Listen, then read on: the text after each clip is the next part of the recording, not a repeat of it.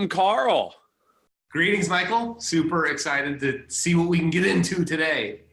So I thought a good starting point to get into today. So we've put this out as a podcast now. It's got this whole theme of like Sharpies and spreadsheets, and you're the draws with the Sharpie guy, and I'm the spreadsheet guy that likes, my big dense financial plans with all those awesome projections.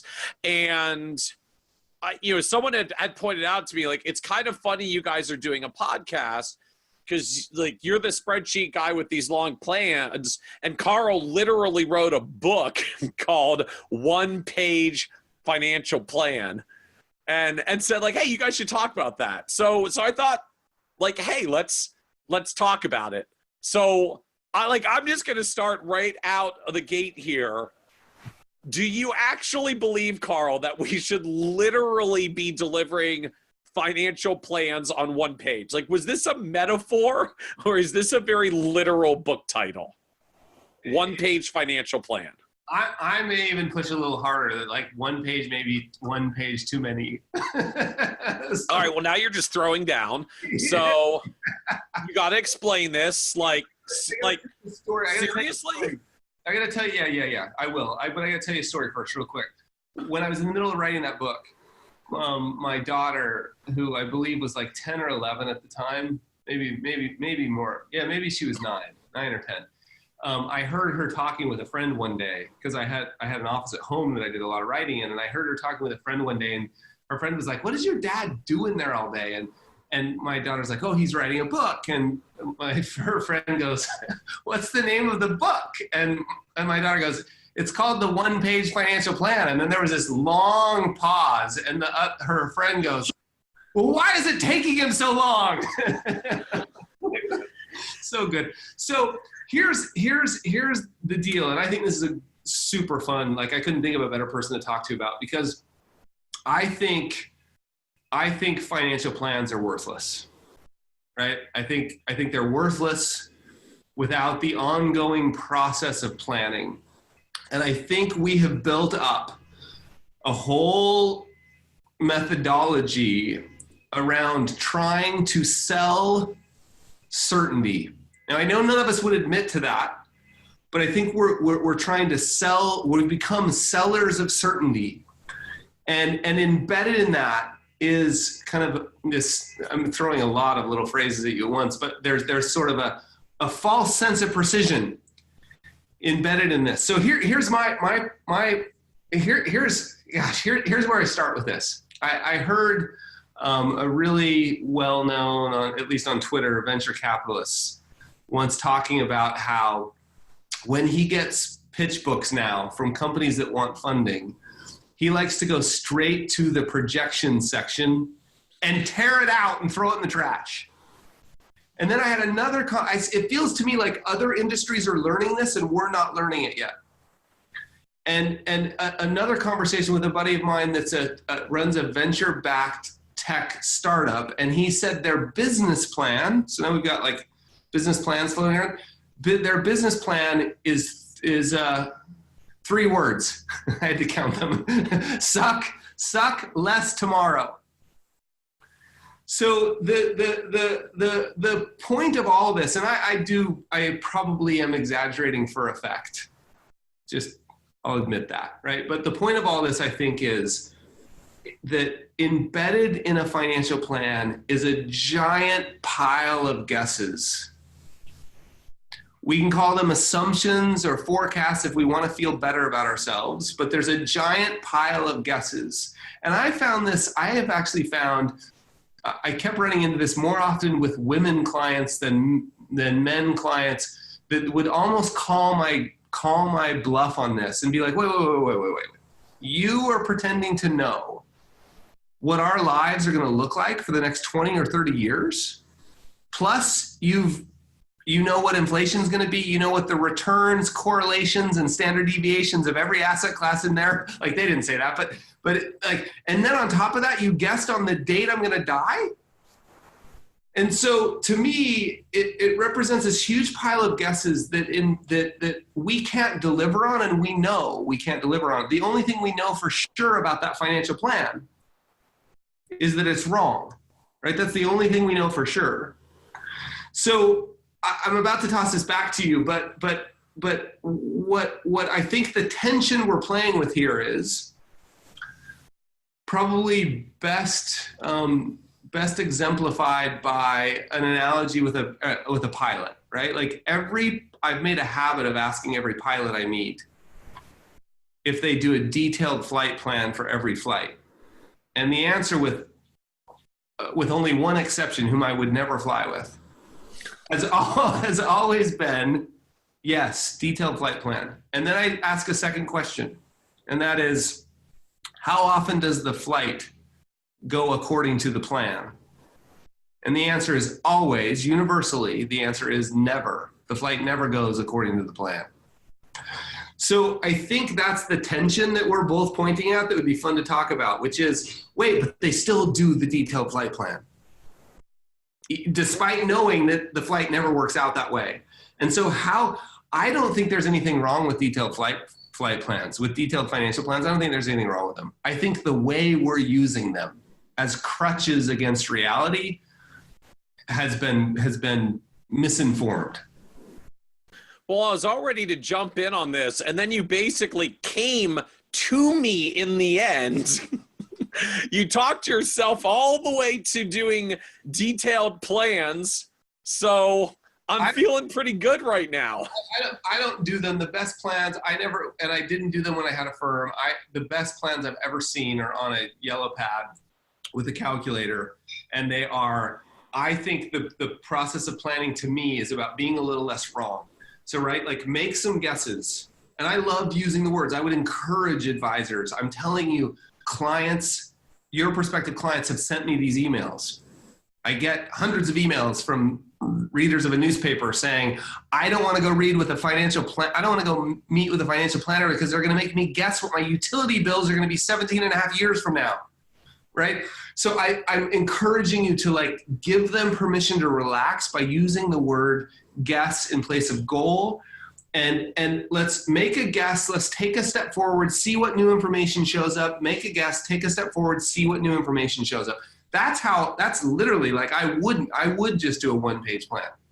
But for advisors who like the idea of building out a detailed plan so that we know if we're in the ballpark, we've got to make sure we don't use it as a crutch. So I hear you above not using plans as a crutch. And I mean, just this framing, yeah, I get it. Projecting someone's utility bills in the 2050s is probably not the most constructive version of planning. I certainly agree. We have at least a tendency for false sense of precision is probably a good way to put it. You know, I've projected your portfolio to 2 decimal places 37 years from now, kind of stuff. I don't think really holds very well. But you know, I have to admit, I really struggle with this idea of, therefore we can scrap it all and come down to a one-page plan on a yellow pad. And I think the challenge for me is a couple of pieces. You know, I find increasingly over the years, well, as you said, I view producing those plans less as, let's do this detailed projection of what your life looks like 30 or 40 years from now, which we don't know and we can't do at that level of precision.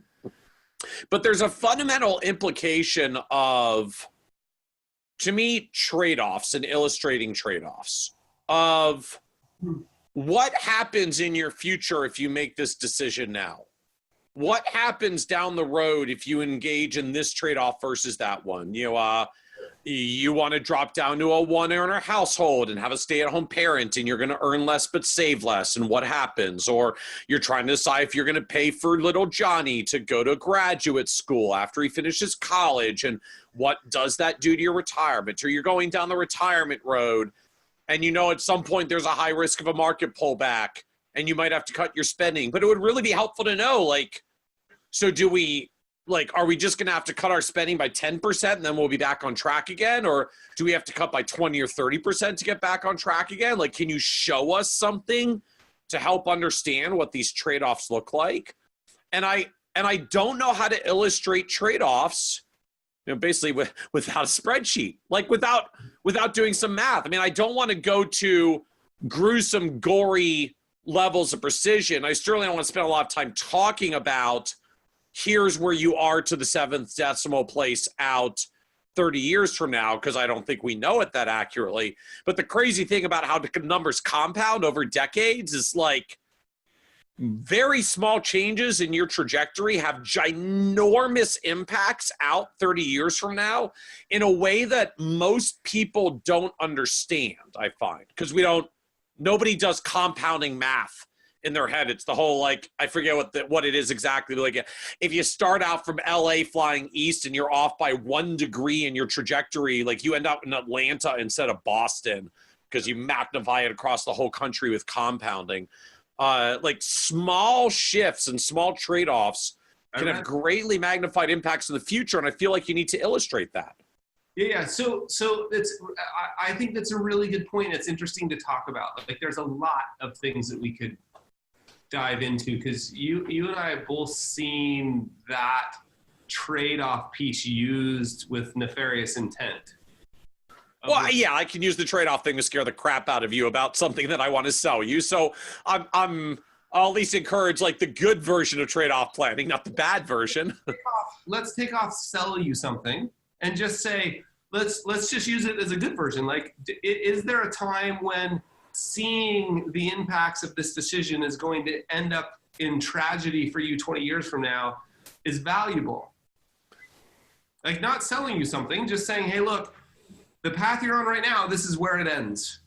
Have you found situations where people go, oh, geez, thanks so much for telling me that, I'm going to change behavior? Have I had scenarios? Yes. Does everybody respond that way? Oh, heck no. Right. I can certainly think of clients that we've had over the years where you show them some of these projections and the path that they're on, and either they're just flat out in denial about their situation, or there's other stuff that they're not telling us. They haven't gotten comfortable telling us yet. Or just they don't actually believe and trust the numbers, so therefore they don't believe that they're heading off a cliff thing. Like I've seen scenarios where that was a problem, but yeah, I mean, I could think of scenarios where we sat down with clients and started showing them like, hey, here's what happens if, when the kids go off to school and when the kids finish college, you got a little more money. If you don't go and buy a second vacation home, you don't need that much, and you just save the doggone money, you'll actually be able to retire at 65 like you wanted. I still remember a client couple we were sitting down with in their like early 50s. They were probably 52 or 53. And, the projections essentially said they needed like $1 million to retire, and they only had about 300,000, and they're looking at only 12 years to go. And they're completely freaked out that, about whether this math is going to work or not. And again, because people are so not good at just doing basic compounding math and how this stuff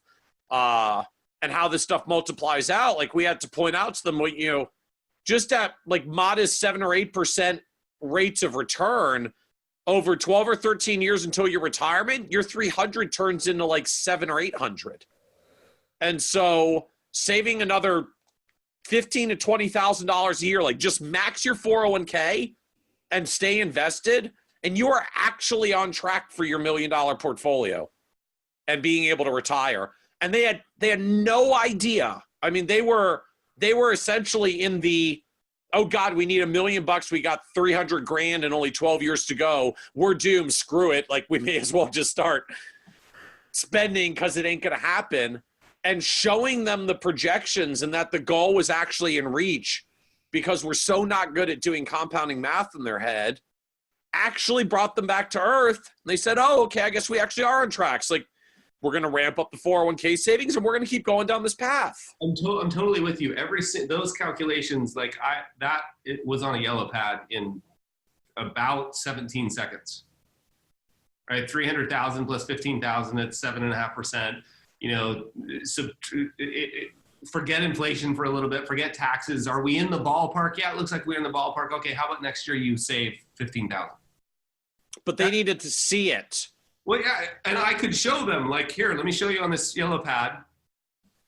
Here's where you are. And maybe it's because I got used to using. I mean, can you do that level of that? Like, you're going to start doing like line by line compounding on your yellow pad to get them out there?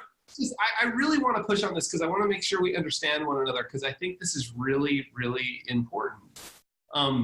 There are complex situations where there's absolutely a level of degree of planning. Like I should give you some context.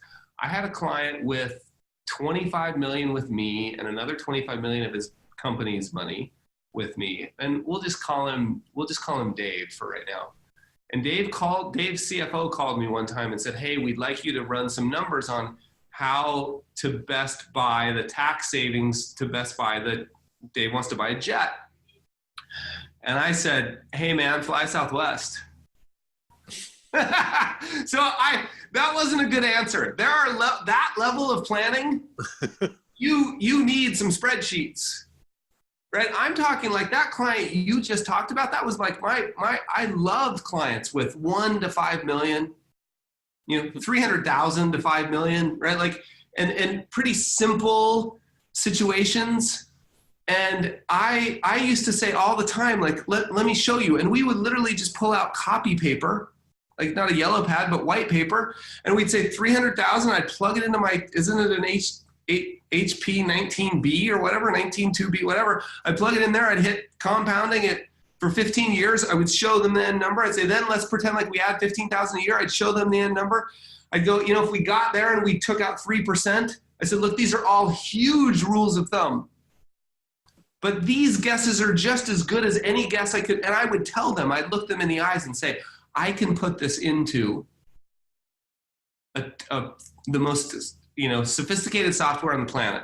In the financial planning world, I can put this into the most sophisticated financial planning software.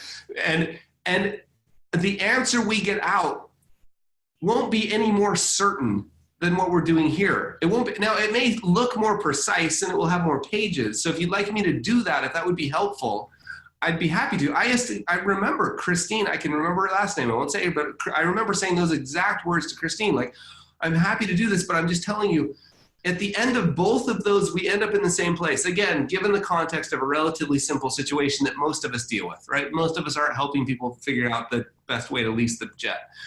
Most of us, and for those of you who are, please, I understand. But in this sort of market where most of us deal with, I think at the end of both of those scenarios, we pretty quickly get to the same place if we're being honest.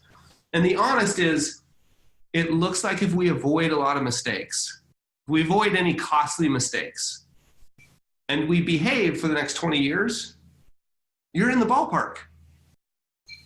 You're in the ballpark, right? I don't know how much more confidence I can put just because I can tell you I'm 96.7235% confident. I still have to realize, well, what about the inputs? That confidence coming out of the Monte Carlo assessment is based on somebody had to be the assumer and put right? We don't know. And of all people, really well, because you've done so much work on this, you just changed some sequencing risk. You just changed a start date or two. And the potential range of outcomes is, Toronto and Miami, from LA. So just by changing a start date or two, and I know that's all embedded in the number of variables runs that we run through Monte Carlo. It's all in there. Yes, it is. Thank you.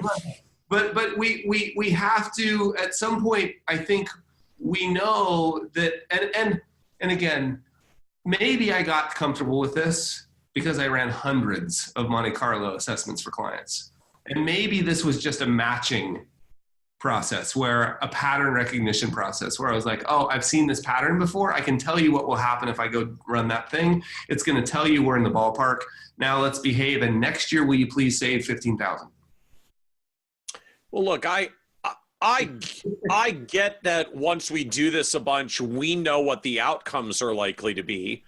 I've certainly run the numbers enough. I'm gotten pretty good at compounding math in my head, but my concern is from the client's end. And this is a really good question. I have to admit, I still struggle with this. Like, how many people are willing to change their life trajectory because Carl showed them on a yellow pad in a minute that their financial future is completely secure if they just listen to him and what he drew on his yellow pad? Yeah. Like, you may be technically accurate because you know your numbers, and we both run a zillion of these, but are clients taking on faith that their financial future is on track because you yellow padded it and convinced them? Okay. So completely. So for the podcast listeners, Carl is like looking down and scribbling furiously at something that I'm assuming is going to turn into a yellow pad illustration of this exact point. So I think that there was a word that you used there, or a phrase you used, the two words that are really important for us to just talk about, because I think this is the right place to end up. Who cares how many tools you use? Because behind the scenes, often we were running financial plans, right? Like, often we were plugging stuff into things that would allow us to generate a one-page plan. Okay, so let's get to now, like, the client security piece, because I think that's really the most important part of this. Like, forget specific tactics about like what software you're using. How do you on the ground? So I think that's where we really have to start being more honest in our conversations with clients. Is you used a word like, Carl's, your financial security is you're completely secure because Carl yellow padded it. I wouldn't use those words no matter what I was doing. Like, and I would just tell people, like, okay, here's how it happens. First meeting, ask lots of really good questions, listen, thoroughly diagnose. We've talked about that before. We'll talk about it again, I'm sure.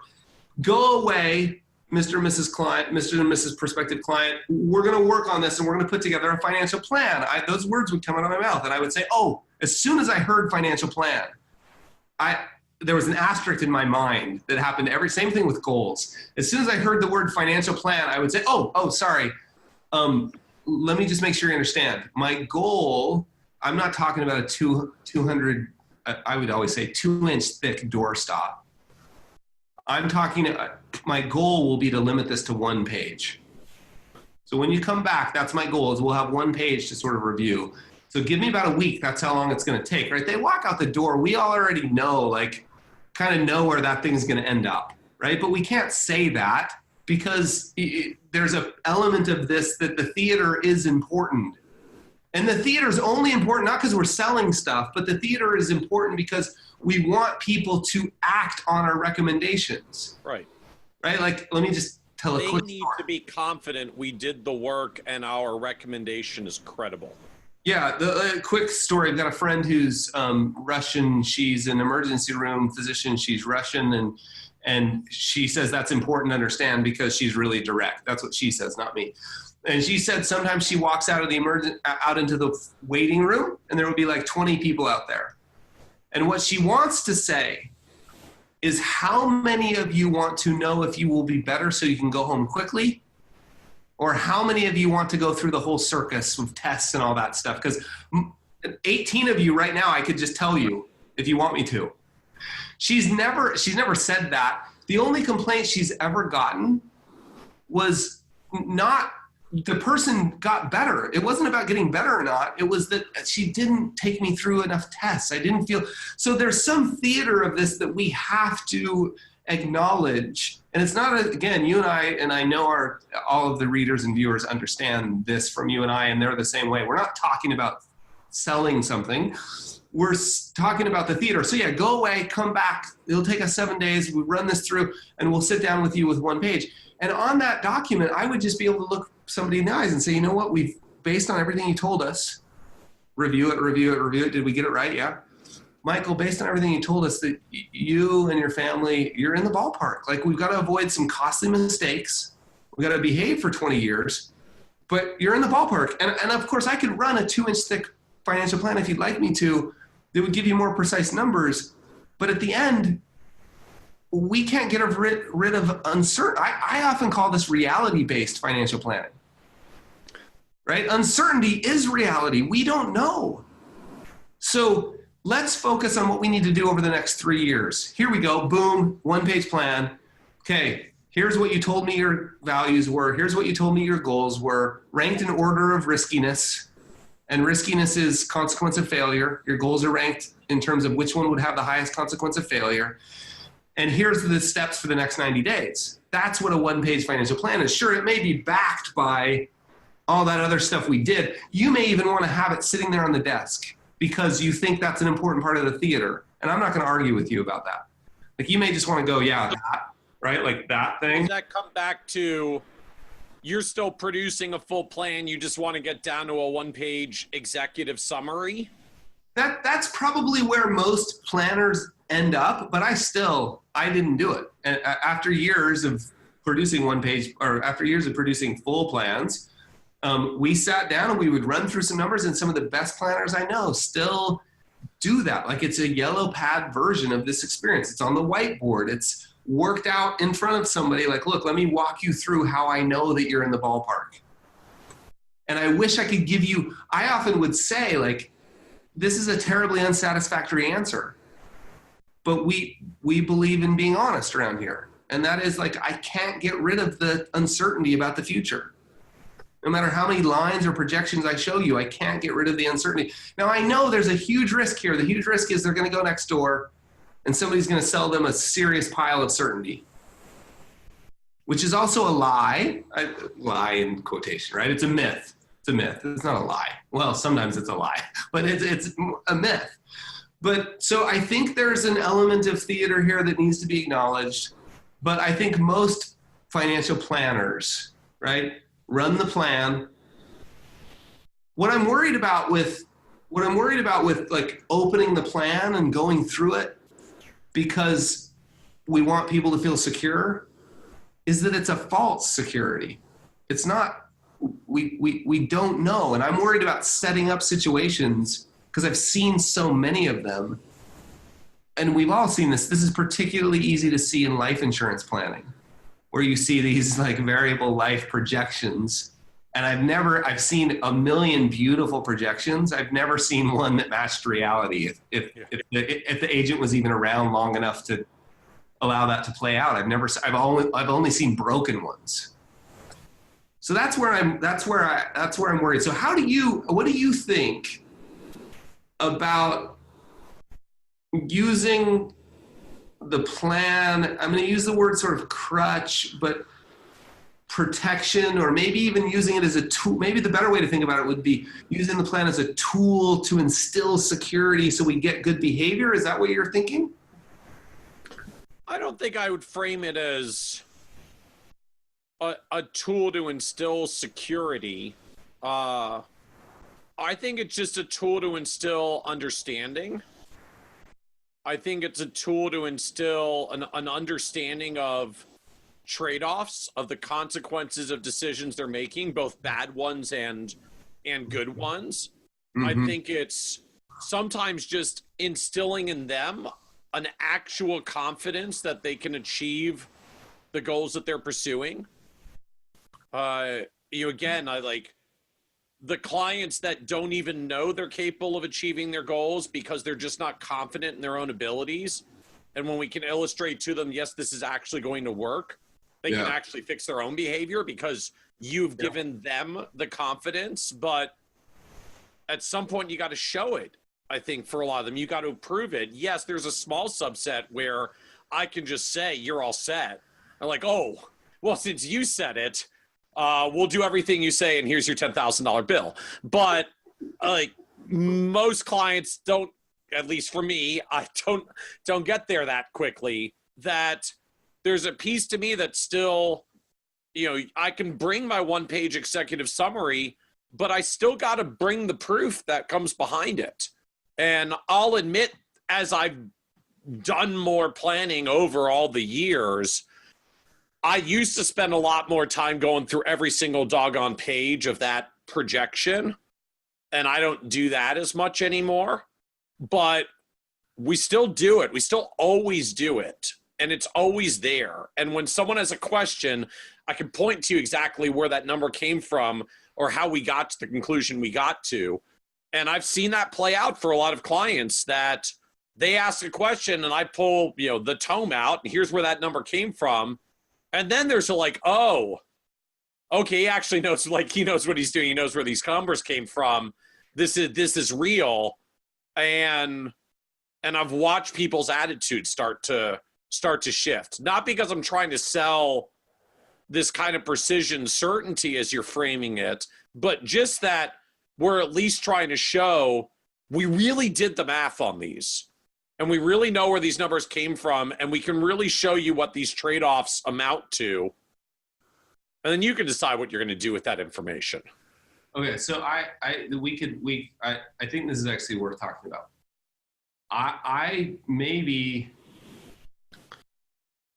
No, it's okay. It's totally okay if we push back a little bit. It's totally okay. I don't think clients care about your solutions. I think they care about their problems. And I think if we understand their problems deeply and empathetically through a really, really thorough first meeting, and maybe even a second meeting if it takes it, to the point of someone cried. Not necessarily, but often it's true. We deeply and empathetically understood their problems. I don't think they care about their solutions. And one way I would just exemplify. They came to us for a solution. If they weren't in search of some change to their current situation, they wouldn't up and hire us and pay us. But once you know, here's the deal. When you go to your emergency room doctor, this was pointed out to me by a client who was an emergency room doctor. I was giving him this big, long, I was walking him through his financial plan. Yeah. And so he said to me, Carl, when you brought Grace, your daughter, to the emergency room a couple of weeks ago, and I was on call, I was on duty there, and I treated her, and he said, do you remember what you left with? And I was like, well, yeah, I left with Grace, which was good. But he said, no, what else did you leave with? He said, I left with this piece of paper. And he's like, well, what was on it? I said, I don't know. It was a prescription. I couldn't read it because you can't, by definition, you can't read. So he's like, what did you do with it? And I said, well, I took it to the pharmacy, and I gave it to some other scary people in white lab coats, and they made me sign some document that said if Grace grew a third arm, I wouldn't sue them or something, right? I filled it, I took it home and gave it to her. And he's like, wait, you didn't get a second opinion? You didn't research the drug? You didn't Google it? I was like, no, I didn't. And he said, would you please just give me the prescription? Just tell me what I'm supposed to do. And I think I'm pushing really hard here. A lot of this is me saying, hey, let's see where the edge is in the industry, and I'm okay with that. I'm just trying to pull the industry a little bit. I'm okay with that. I realize there's plenty of room in the middle. I am often wrong, but never ever in doubt. I'm not a zealot about any of this stuff, but I am just making the claim that let's just write the prescription. What if we just thoroughly, and I learned this not only from Dr. Dave. Yeah, go ahead. What? I was saying, as someone who's pointed out there are a lot of bad actors in our industry who don't give the best prescriptions, do you really want to train clients to just act on the prescription that gets handed them by anybody in the industry as financial advisor on their business card?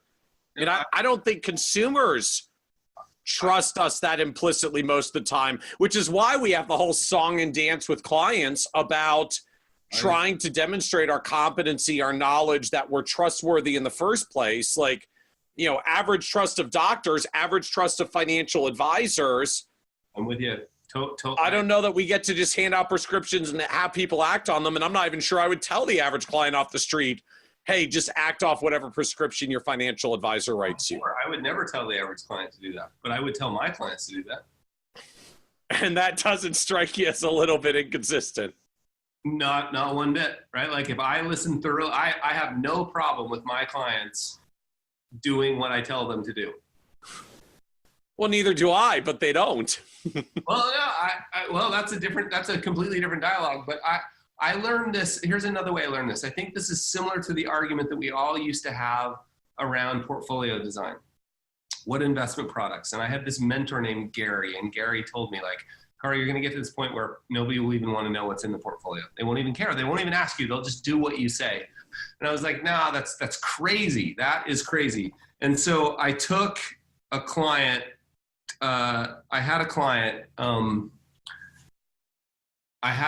who was a forensic accountant, and I was using a mutual fund company that we're all familiar with, and I was so excited about my passive academic approach, and I thought it was the most important thing ever, evidence-based, and I thought all my clients hired me for that. And I took this client who was a forensic accountant to lunch with a person I had hired for marketing, and because I thought for sure this marketing person was going to ask the client a bunch of questions. I thought for sure the client would say, the investment process is amazing. They use these mutual funds as passive and they tilt towards value and small and blah, blah, blah. We're like 20 minutes into the lunch and there's nothing like that. Carl's asked me all these questions. He knows my family. He knows where. And I interrupted finally. It's like, hey, what about the portfolio? It's like, oh yeah, whatever. I think more of us have gotten to that place where clients, of course, if you want to dig in, you want to turn over every single stone of my suggestions, I will be able to back them up. Of course, I'm not saying like, oh, let's just write a prescription. This will be fun. But what I'm saying is do the work. And then I think clients want to know that you care, that you've heard them deeply, and you can say, here, this is the direction we're going. Let's do this the next 90 days and see how it goes, right? So in the same way that we've gotten clients, good clients now, and I remember having this conversation with Marty Kurtz, who says, like, I don't really even want clients to trust me, right? Like, and I think for the same reason you're saying, right? But I think if we've listened really carefully, clients don't care about our solutions. They care about their problems. And if they know we understand their problems and they believe we have the technical chops to design a plan to solve those problems, they don't necessarily have to know all the intricate details. As long as they know if they push on us, we can tell them.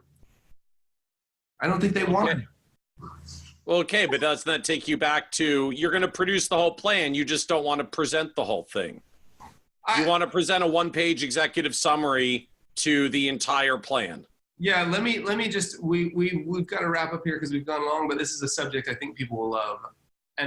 But I think one thing that you said that I think is really valuable, and the technology's gotten so much easier and so much better since I was practicing, right? Like 5 years ago, in the old days. In the dark ages. Abacus and stuff, is the what if games. Yes. The live trade-off stuff that we can do now that we could do back then too. It just wasn't nearly as refined in terms of the user interface, the experience the client has. That stuff. So let's just wrap up with this. You have the ability and you're really good, and I've seen some amazing tools. You have too, obviously, like some amazing tools. The ability to play live sort of what if games with a client. You have the ability to do that. You do that. You sit down in the second meeting, you say, look, here's where you're at. You're in the ballpark.